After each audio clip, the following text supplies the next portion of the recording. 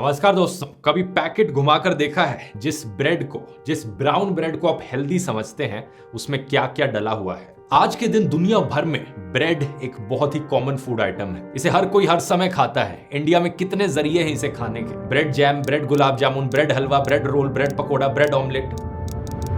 लेकिन सवाल यहाँ पर यह है कि इस ब्रेड के अंदर एक्चुअली में डला क्या हुआ है और ये आपकी हेल्थ के लिए सही है या हानिकारक है। व्हाइट ब्रेड और ब्राउन ब्रेड के बीच में क्या अंतर है, रोटी से इसे कैसे कंपेयर किया जा सकता है। पिछली बार जैसे मैंने कोल्ड ड्रिंक्स की गहराई से एनालिसिस करी थी, आज के इस वीडियो में आइए जानते हैं ब्रेड को गहराई से।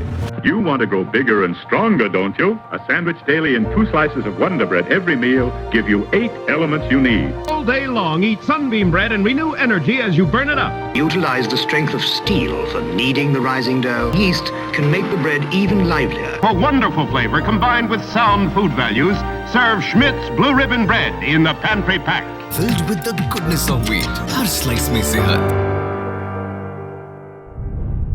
सबसे पहले बेसिक से शुरुआत करते हैं। ये ब्रेड एक्चुअली में होती क्या है। बेसिकली देखा जाए तो ब्रेड 4 मेन चीजों से बनती है। पहला फ्लावर यानी आटा या मैदा हो गया। दूसरा पानी, आटे और पानी को साथ में मिलाकर डो बनाया जाता है, जैसे हम रोटी बनाते वक्त भी करते हैं। तीसरा नमक यानी सॉल्ट और चौथा यीस्ट। आप पूछोगे यहाँ पर नमक डालने का क्या पर्पस बना ब्रेड में, तो नमक के 3 मेन कारण होते हैं। पहला यह है कि नमक एक नेचुरल एंटीऑक्सीडेंट है, एक नेचुरल प्रिजर्वेटिव का काम करता है, जिसकी वजह से ब्रेड को ज्यादा देर तक स्टोर करके रखा जा सकता है। दूसरा, ब्रेड का टेस्ट बेटर हो जाता है थोड़ा नमक डालने से। और तीसरा और मोस्ट इंपॉर्टेंटली, नमक की वजह से जो ग्लूटेन स्टैंड्स होते हैं वो ज्यादा मजबूत बनते हैं। आटा गूंदने को इंग्लिश में कहा जाता है नेडिंग द डो।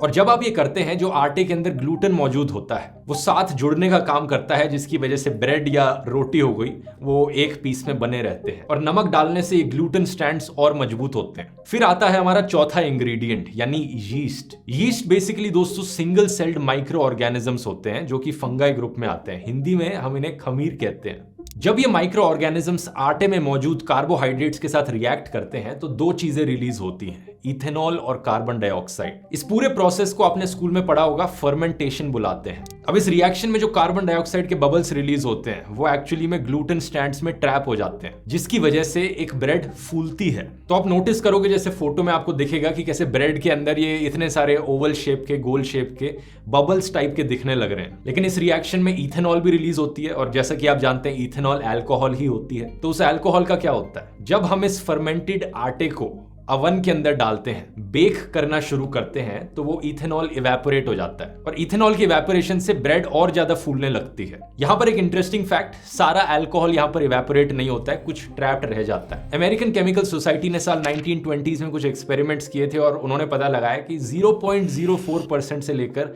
1.9% के बीच में अल्कोहल अक्सर ब्रेड में पाई जाती है। इससे कोई डरने की बात नहीं है, इतनी छोटी मात्रा में अल्कोहल से कुछ नहीं होगा आपको। इनफैक्ट उन साइंटिस्ट ने ऑब्जर्व किया था कि इतना बचा हुआ जो अल्कोहल होता है, इससे ब्रेड का फ्लेवर ही इनहैंस होता है, यानी टेस्ट बेटर होता है ब्रेड का इसकी वजह से। तो ये है दोस्तों ट्रेडिशनली ब्रेड बनाने का तरीका। इसी तरीके का लोग सदियों से इस्तेमाल करते आ रहे हैं दुनिया भर में ब्रेड बनाने के लिए। साल 1857 में लुईस पैस्चर ने फर्मेंटेशन के प्रोसेस की एक साइंटिफिक अंडरस्टैंडिंग दुनिया को बताई थी। इसके बाद हमें पता चला कि फर्मेंटेशन एक्चुअली में होती क्या है, लेकिन इससे पहले लोग इस प्रोसेस का इस्तेमाल करते आ रहे थे बिना पता हुए कि यहाँ पर हो क्या रहा है। अब यहाँ पर हमारी जो रोटी है और ये जो ब्रेड है, इसमें सिर्फ 2 चीजों का अंतर है। रोटी बनाते वक्त हम यीस्ट और नमक का इस्तेमाल नहीं करते, इसलिए रोटी फूलती नहीं है उस तरीके से जिस तरीके से ब्रेड फूलती है। और दूसरा, इसकी वजह से हम ज्यादा देर तक प्रिजर्व करके नहीं रख सकते रोटी को खुली हवा में छोड़कर रखेंगे, एक दिन बाद वो खाने लायक नहीं बचेगी। तो क्योंकि रोटी फूलती नहीं है, इसलिए हम इसे एक फ्लैट ब्रेड की कैटेगरी में डालते हैं। रोटी जैसी ही फ्लैट ब्रेड्स दुनिया भर में बहुत पॉपुलर है। मेक्सिको में आपको मैक्सिकन टॉर्टियाज मिलेंगे जो कि रोटी जैसे बहुत दिखते हैं। अक्सर टॉर्टियाज को कौन से बनाया जाता है, रोटी को हम व्हीट से बनाते हैं। साउथ ईस्ट एशियन कंट्रीज में ऐसी ही बहुत सारी फ्लैट ब्रेड्स आपको मिलेंगी। अफ्रीकन देशों में ऐसी फ्लैट ब्रेड्स आपको मिलेंगी। तो एग्जैक्टली ये आइडिया किसको आया कि हम इस नॉर्मल फ्लैट ब्रेड में यीस्ट डाल देंगे जिससे कि ये फूल जाएगी। हिस्टोरियंस के लिए ये चीज एक डिबेट का मुद्दा है। ये स्पेक्यूलेट किया जाता है कि इसका ओरिजिन 4000 BC में हुआ था। इजिप्ट में बैठा कोई बेकर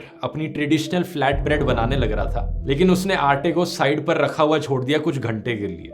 और हवा में वाइल्ड यीस्ट मौजूद थी जो उससे आके इंटरेक्ट करने लग गई। फिर जब उस बेकर ने इस आटे को अपने पुराने जमाने के ओवन में डाला तो वो फूलने लग गया। हैरान हो गए सब, ये क्या होने लग रहा है। उन्होंने देखा कि ये खाने में और भी ज्यादा सॉफ्ट है, मजा आ रहा है, फिर से करने की ट्राई करते हैं। उन्हें लगा कि आटे को हवा में रख देंगे तो ऐसी ब्रेड बन पाएगी, लेकिन ये चांस की बात होती थी कि हवा में कोई वाइल्ड यीस्ट है या नहीं है, अक्सर नहीं मिलती थी उन्हें। फिर किसी ने देखा कि हम पुराने आटे का इस्तेमाल कर सकते हैं जिसमें यीस्ट है, उसे नए आटे के साथ में रख सकते हैं जिससे यीस्ट इधर से उधर चली जाए और वहां पे भी यीस्ट पहुंच जाए। इस तरीके से धीरे धीरे इंसानों ने डेवलप किया ये ब्रेड बनाने का प्रोसेस। आज से करीब 2000 साल पहले 300 BC में एंशिएंट रोम में बेकिंग को एक आर्ट माना जाता था।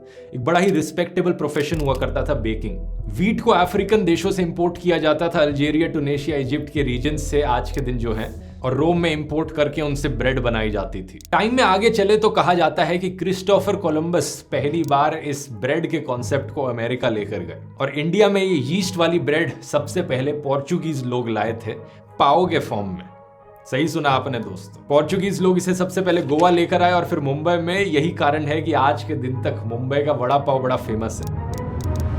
आगे टाइम में चलते रहे तो 1800s तक ब्रेड एक बड़ी नेचुरल होममेड चीज थी जो स्टेपल खाना बन चुकी थी दुनिया भर के कल्चर्स में। इसे हर दिन खाया जाता था। ब्रेड बनाने को एक बड़ा अच्छा प्रोफेशन माना जाता था और ब्रेड की एंट्री हमें देखने को मिली आर्ट में, रिलीजन में और स्पिरिचुअलिटी में भी। इस फेमस पेंटिंग को देखिए जॉन फ्रांसो मिलेट की, जहां पर एक औरत ब्रेड बना रही है अपने घर पर। लेकिन फिर हमारी कहानी में एंट्री होती है दोस्तों इंडस्ट्रियल रेवोल्यूशन की।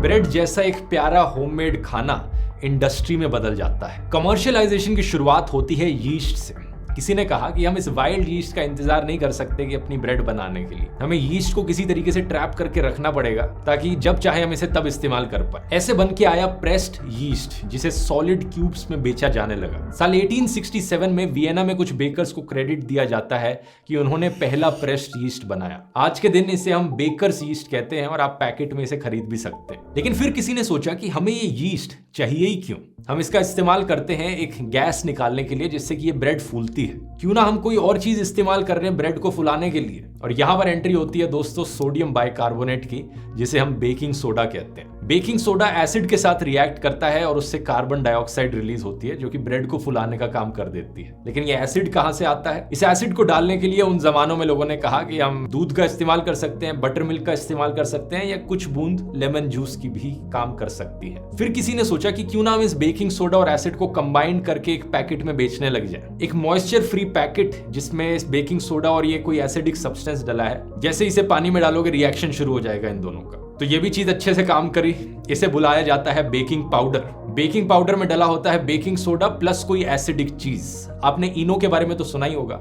हम भटूरे बनाते वक्त आटे में इनो डाल देते हैं क्योंकि इनो में क्या होता है, बेकिंग सोडा होता है और सिट्रिक एसिड होता है। साल 1850s के अराउंड था कि पहली बार बेकिंग सोडा को बेचा जाने लगा और उसके कुछ सालों बाद बेकिंग पाउडर को बेचा जाने लगा। ये सबसे पहले केमिकल्स थे जो ब्रेड में डाले जाने लगे। लेकिन इसके बाद जाकर था कि चीजें थोड़ी बिगड़ने लगी।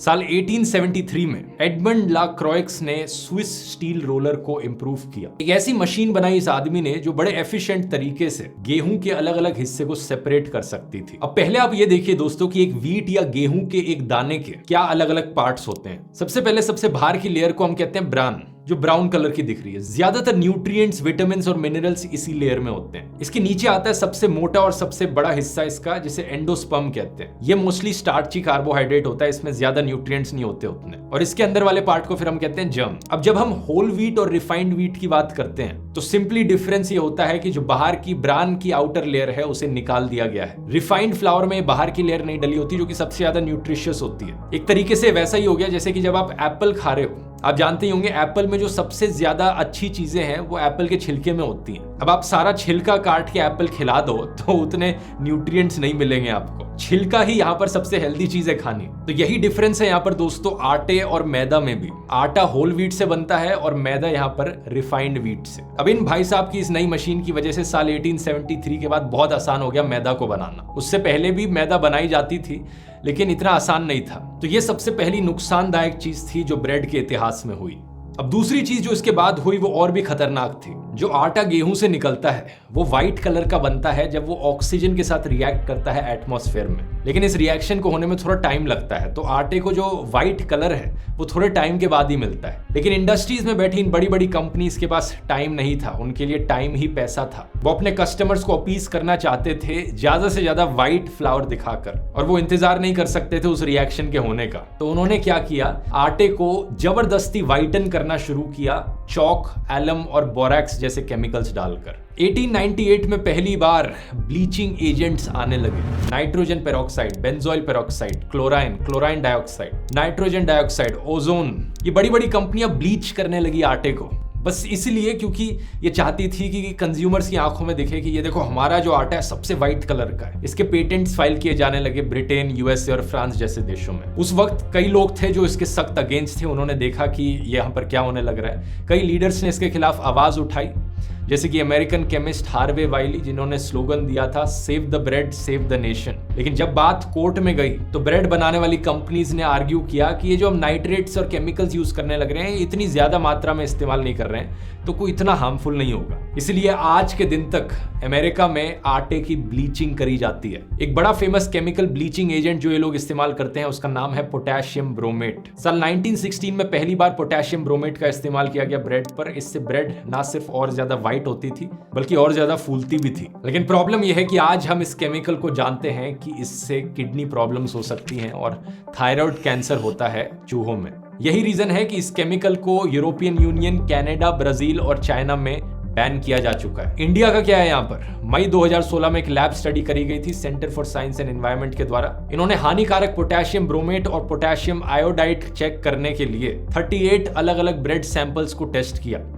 84% सैंपल्स में पाया गया कि या तो ये एक या दोनों केमिकल्स मौजूद थे। अच्छी खबर यहाँ पर यह है कि स्टडी के कुछ दिन बाद all India bread manufacturers association ने खुद से डिसाइड किया कि वो पोटेशियम ब्रोमेट और पोटेशियम आयोडेट का नहीं इस्तेमाल करेंगे ब्रेड बनाते वक्त। एक महीने बाद जाकर इंडियन गवर्नमेंट ने भी बैन लगा दिया पोटेशियम ब्रोमेट पर। पोटेशियम आयोडाइड को रेफर कर दिया गया एक साइंटिफिक पैनल को। इसके बाद इसे बैन किया गया या नहीं, इसको लेकर कोई न्यूज आइटम नहीं मिल पाया अनफॉर्चुनेटली हमारे रिसर्चर को। शॉकिंग चीज लेकिन यह है कि अमेरिका के अंदर आज के दिन ये दोनों केमिकल्स परमिटेड है। आप सोचोगे अमेरिका जैसे डेवलप्ड देश में कैसे हो सकता है? अमेरिका वही देश है दोस्तों जहां से क्रोनी कैपिटलिज्म की शुरुआत हुई है। बहुत सारे ऐसे केमिकल्स जो दुनिया भर के अलग अलग देशों में बैन किए जा चुके हैं, अमेरिका में आपको हमेशा दिखेगा कि उन्हें इस्तेमाल किया जाता है अक्सर। अच्छा, फिर आते हैं हम आर्टिफिशियल प्रिजर्वेटिव्स पर। जैसा मैंने बताया था, नमक को इस्तेमाल किया जाता है एज ए नेचुरल प्रिजर्वेटिव। इसके अलावा हम अदरक, गार्लिक, हनी, क्लोव, सिनेमन, इन सारी चीजों का भी इस्तेमाल कर सकते हैं एज नेचुरल प्रिजर्वेटिव्स ताकि खाना ज्यादा देर तक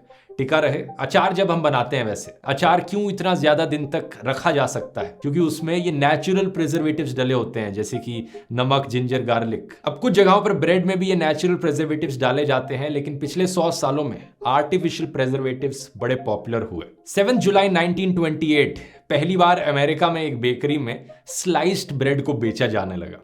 अभी तक वैसे जब भी मैं ब्रेड की बात कर रहा था, ये ब्रेड ऐसी दिखती थी, लेकिन जब आप अपने दिमाग में ब्रेड की पिक्चर इमेजिन करते होंगे तो आप ये स्लाइस्ड ब्रेड से इमेजिन करते होंगे। ये सिर्फ 1928 में ही था कि इसे पहली बार बेचा गया, बनाया गया, और इसका एक बहुत बड़ा नुकसान था। नुकसान ये था कि ये बहुत आसानी से बासी पड़ जाती थी। तो रिलीज होते ही ये ब्रेड एक बहुत बड़ी फ्लॉप रही। लेकिन अगले कुछ सालों में धीरे धीरे और प्रिजर्वेटिव्स का जब इस्तेमाल किया जाने लगा, शेप में इंप्रूवमेंट्स हुई, तो लोगों को ये स्लाइस्ड ब्रेड और पसंद आने लगी। साल 1943 में अमेरिका ने एक बैन लगाया था स्लाइस्ड ब्रेड के ऊपर ताकि स्टील बचाया जा सके। लेकिन उस पॉइंट ऑफ टाइम तक लोगों को ये स्लाइस्ड ब्रेड इतनी पसंद आने लग चुकी थी कि लोगों ने प्रोटेस्ट करना शुरू कर दिया उसके अगेंस्ट। 2 महीने बाद इस बैन को हटाना पड़ा। न्यूयॉर्क टाइम्स पर हेडलाइन छपी, sliced bread put back on sale, हाउसवाइफ्स थम्स सेफ अगेन। सबसे बड़ा रीजन यहाँ पर यही था, आप देख सकते हो हेडलाइन से, कन्वीनियंस। जो बड़ी बड़ी ब्रेड पहले मिलती थी उन्हें काटना पड़ता था, बहुत मेहनत लगती थी उस ब्रेड को काट के रखने में। स्लाइस्ड ब्रेड का मतलब था कि ब्रेड निकाली और खा लिया।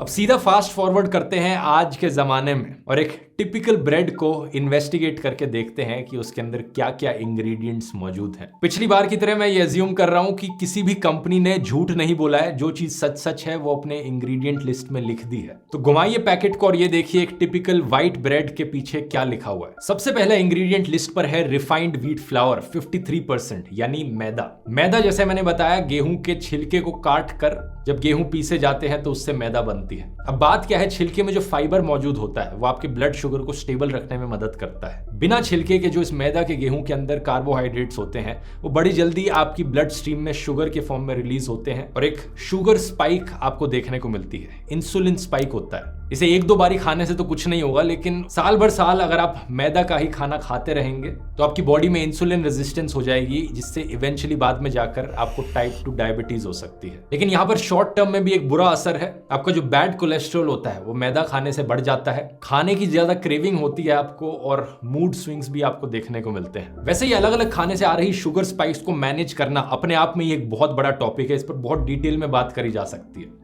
क्योंकि इन शुगर स्पाइक्स को इफेक्टिवली मैनेज करने से ही आप अपनी थकान दूर कर सकते हैं, आप ज्यादा एनर्जाइज्ड फील कर सकते हैं दिन। दूसरा इंग्रेडिएंट यहाँ पर है शुगर। शुगर यानी एडिड शुगर, एक्स्ट्रा ऐड किया गया उसे, ऐसा नहीं है कि वो नेचुरली मौजूद है यहाँ पर। और जैसा मैंने आपको कोल्ड ड्रिंक्स वाले वीडियो में समझाया था, हमारी बॉडी को कोई भी एडिड शुगर की जरूरत नहीं है, तो जितनी ज्यादा आप शुगर अवॉइड कर सको, एडिड शुगर अवॉइड कर सको, उतना ज्यादा अच्छा है आपके लिए। बाय कंपैरिजन नेचुरल शुगर्स जो आपको फ्रूट्स, फल, मिल्क, ग्रेन्स यहाँ पर मिलेंगी, ये शुगर्स आपके लिए हेल्दी होती हैं। इसे डिटेल में मैं एक्सप्लेन नहीं करूंगा, आप कोल्ड ड्रिंक्स वाला वीडियो जाकर देख सकते हैं अगर समझना हो शुगर के बारे में। इसके बाद अगले इंग्रेडिएंट्स यहाँ पर आते हैं नमक और इमल्सिफायर E481। अब नमक में सोडियम होता है और इस इमल्सिफायर में और भी ज्यादा सोडियम होता है। अगर आप एक्सेस अमाउंट में सोडियम कंज्यूम करेंगे तो आपको हाई ब्लड प्रेशर हो सकता है। लेकिन कितना ज्यादा सोडियम बहुत ज्यादा होता है। अब ब्रेड के पीछे देखेंगे तो आपको दिखेगा कि इस ब्रेड के 100 ग्राम में 497 मिलीग्राम सोडियम है। आमतौर पर लोग 4 से 5 स्लाइसेस खाते हैं एक ब्रेड की एक टाइम पर, उन स्लाइसेस का वजन अराउंड 200 ग्राम्स हो गया। अगर आप इस ब्रेड को 30 ग्राम बटर के साथ खाएंगे तो वहां से 250 मिलीग्राम सोडियम और ऐड हो गया।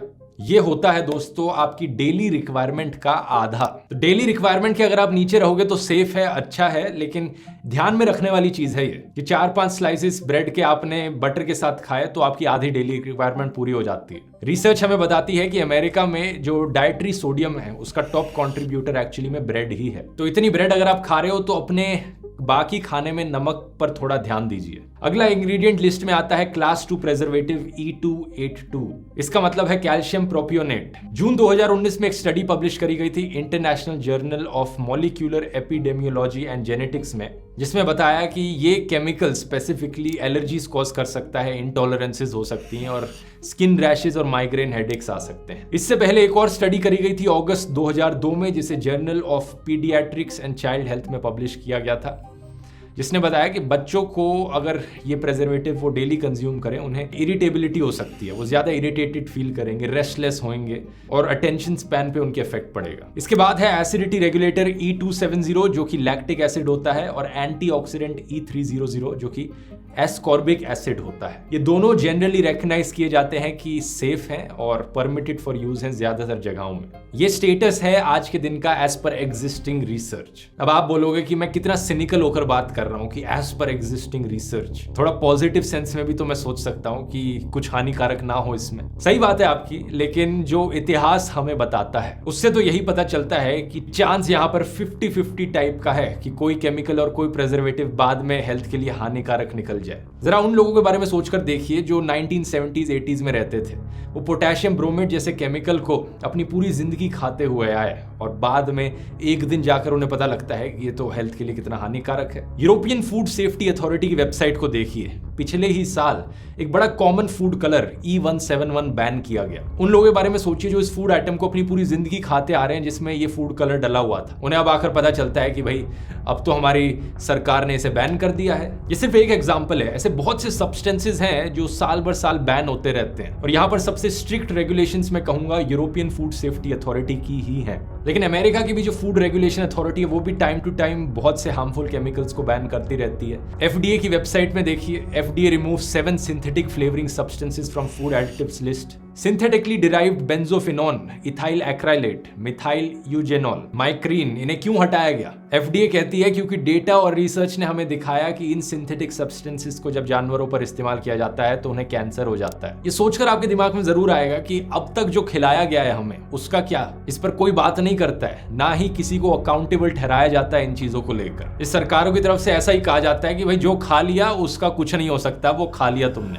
अब आगे से मत खाना। और जैसा मैंने बताया, अक्सर एक देश की सरकार किसी चीज को बैन करती है, दूसरे देशों में वही चीज अलाउड होती है। Banned bread, why does the US allow additives that Europe says are unsafe? Guardian के आर्टिकल को देखिए, फूड एडिटिव और carcinogen, the growing list of chemicals banned by EU but used in US।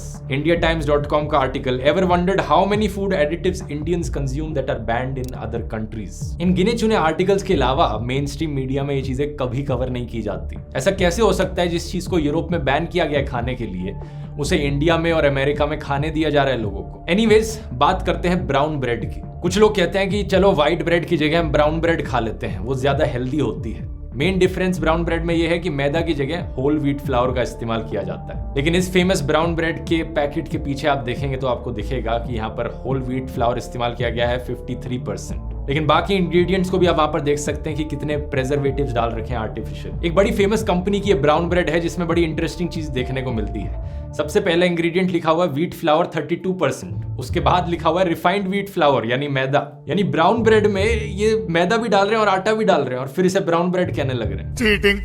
Cheating करता है तू।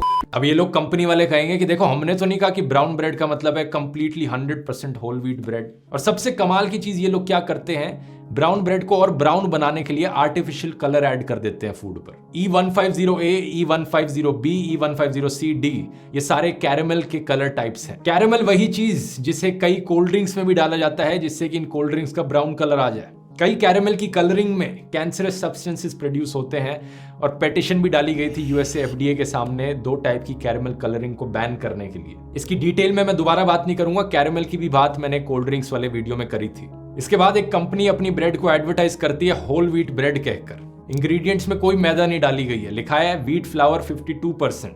52% का मतलब क्या है भाई, बाकी 48% में क्या डला हुआ है? कोई एक्सप्लेनेशन नहीं दे रखी इन्होंने। और वो जो बाकी केमिकल्स हैं यहाँ भी आपको मिल जाएंगे। अब आप में से कुछ लोग बड़े परेशान और कंफ्यूज हो रहे होंगे कि पहले मैंने कोल्ड ड्रिंक्स को बुरा कहा, अब मैं ब्रेड जैसी चीज को बुरा कहने लग गया हूं, और ये आर्टिफिशियल कलर्स, प्रेजर्वेटिव्स तो कितनी चीजों में डले हैं, तो भाई हम खाएं क्या? सब कुछ खाना छोड़ दें? मैं इमेजिन कर सकता हूं आपके कुछ लोगों के दिमाग में पक्का यही चीज आ रही होगी। ये बात सच है कि ये जो आर्टिफिशियल प्रेजर्वेटिव्स, कलर्स हैं, ऐसी चीजें बहुत सारे हमारे फूड आइटम्स में आपको मिल जाएंगी। लेकिन यहाँ पर हेल्दी खाना क्या है ये जानना इतना मुश्किल नहीं है, और बहुत सारी हेल्दी चॉइसेस आपके पास एक्चुअली में अवेलेबल हैं। ब्रेकफास्ट में आप दलिया खा सकते हैं फॉर एग्जांपल, जो कि एक्चुअली में होल ग्रेन से बनता है। उसे दूध में कुक करके खा सकते हैं, या ओट्स खा सकते हैं। ओट्स को दूध में मिलाकर खा सकते हैं, जो कि फिर से होल ग्रेन्स हैं, हेल्दी ग्रेन्स हैं। ओट्स को आप वेजिटेबल्स के साथ खा सकते हैं। बाजरे की खिचड़ी खा सकते हैं आप दही के साथ। फ्रूट्स खा सकते हैं नाश्ते में। बादाम, अखरोट, कैश्यू नट्स जैसी नट्स खा सकते हैं इन सब के साथ। स्प्राउट्स भी एक बहुत अच्छा ऑप्शन होते हैं। हमारा ट्रेडिशनल इडली सांबर खा सकते हैं आप, हाईली न्यूट्रिशियस ब्रेकफास्ट है वो। ये जो सारे खाने के ऑप्शंस मैंने आपको बताए, हेल्दी ऑप्शंस, आप जानते हैं इन सब में क्या चीज कॉमन है? ये सब घर में बना हुआ खाना है। जो चीज आप घर में फ्रेश बनाते हैं, रॉ इंग्रेडिएंट से बनाते हैं, उनमें आपको ये आर्टिफिशियल प्रेजर्वेटिव्स और कलर्स डालने की जरूरत नहीं पड़ती। तो ये घर में बनाई हुई चीजें इसलिए हमेशा हेल्दी होती हैं। ये नहीं कह रहा कि सारा घर का बनाया हुआ खाना हेल्दी होता है। ऑब्वियसली अगर आप बहुत ज्यादा बटर डालोगे, फ्राई करोगे चीजों को, जैसे भटूरे खाओगे, वो कोई हेल्दी नहीं होते इतने। लेकिन फिर भी आप में से कुछ लोग इंसिस्ट करेंगे कि नहीं भाई, मुझे तो ब्रेड ही खानी है। ब्रेड में कौन सी ब्रेड अच्छी है? तो अगर आपको ऐसा लगता है कि ब्रेड ही खानी है, तो उस ट्रेडिशनल तरीके पर वापस आ जाइए जिसकी बात मैंने वीडियो के शुरू में करी थी। हिस्टोरिकली इंडस्ट्रियलाइजेशन से पहले जैसे ब्रेड को बनाया जाता था, वो एक हेल्दी तरीका था ब्रेड को बनाने का। अब इस कैटेगरी में आप अपनी रोटी को भी इंक्लूड कर सकते हो। बाजरे की बनाओ, चने के आटे की बनाओ, गेहूं के आटे की बनाओ। खुद से घर में बनाओगे तो आपको कोई केमिकल्स ऐड करने की जरूरत नहीं पड़ेगी। ऑब्वियसली ज्यादा हेल्दी ऑप्शन है। लेकिन ये फ्लैट ब्रेड हो ही अगर, लेकिन आपको नॉर्मल फूली हुई ब्रेड खानी है, तो वो भी आप अपने घर में बना सकते हो। कई इंटरनेट पर रेसिपीज आपको मिल जाएंगी। एक ये बड़ी अच्छी स्टेप बाय स्टेप रेसिपी है निशा मधुलिका के द्वारा। और अगर आप वो कमर्शियली पैकेट यीस्ट भी नहीं खरीदना चाहते, तो आप एंशिएंट इजिप्शियंस की तरह ब्रेड बना सकते हो, वाइल्ड यीस्ट ब्रेड, जिसे सावरडाउ ब्रेड भी कहा जाता है। ये वाली बनाने में पेशेंस जरूर लगेगा थोड़ा। इसके लिए एक अच्छी रेसिपी है पार्थ बजाज के द्वारा। ये दोनों वीडियोस आप देख सकते हैं अगर आपको घर में अपने ट्रेडिशनल तरीके से वो वाली ब्रेड बनानी है फूलने वाली। तो इसके अलावा अगर आपके पास ऑप्शन है किसी लोकल बेकरी से ब्रेड खरीदने का, तो वो भी एक अच्छा ऑप्शन हो सकता है। इंडिया में ज्यादा ऐसी ब्रेड खरीदने के लिए लोकल बेकरी शायद आपको मिलेंगी नहीं, क्योंकि यूरोप में ज्यादा कॉमन है इस तरीके की ब्रेड बनाना, स्पेशली ये जो सावरडो ब्रेड होती है।